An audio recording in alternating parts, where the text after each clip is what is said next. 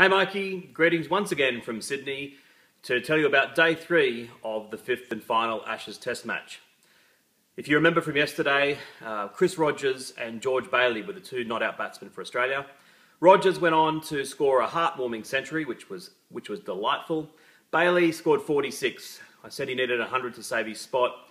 Maybe I was being a little bit harsh. He might still have a chance of staying in the side with 46. It's probably a 50-50 call. So England was set a target that was always going to be well out of reach, and as the whole summer has progressed, so was today.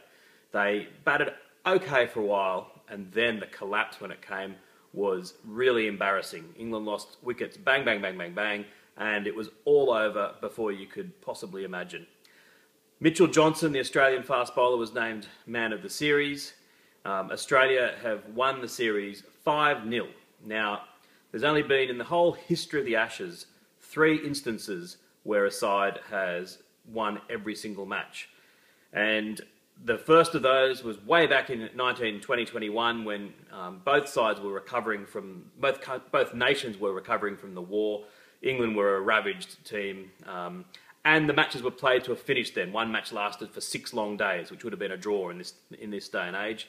The other time was in 2006-07 when the England side had just won in England in 2005 against a great Australian side, and the Australian side exacted revenge.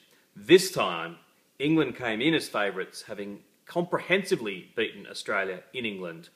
And for them to lose 5-0, look, there's a lot of exaggeration in sport. But I've been thinking about it. England first toured Australia 20 years before the Ashes began.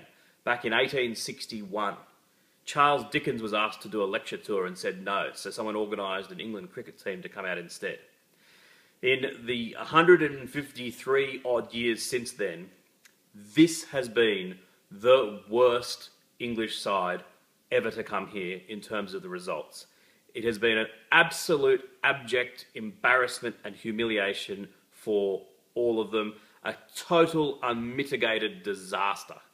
And I really feel sorry for them, and I hope that they recover quickly, because although for many years they were the easy beats in the Ashes, it didn't really, and that was great for, I suppose, a patriotic Australian perspective. It wasn't good for the health of the overall series. But that's for the future.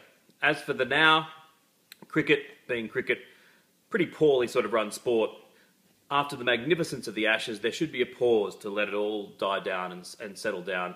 But instead, Australia's off to tour South Africa on the merry-go-round of international cricket. They'll play match after match after match, none of which will have anywhere near the level of importance or national interest of the Ashes.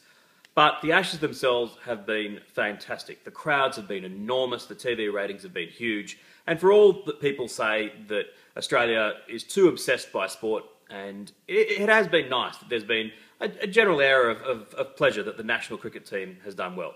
So I hope you've enjoyed getting a little bit of perspective on this strange sport, and look forward to seeing you at some stage in Europe soon, or when you next come out to Australia.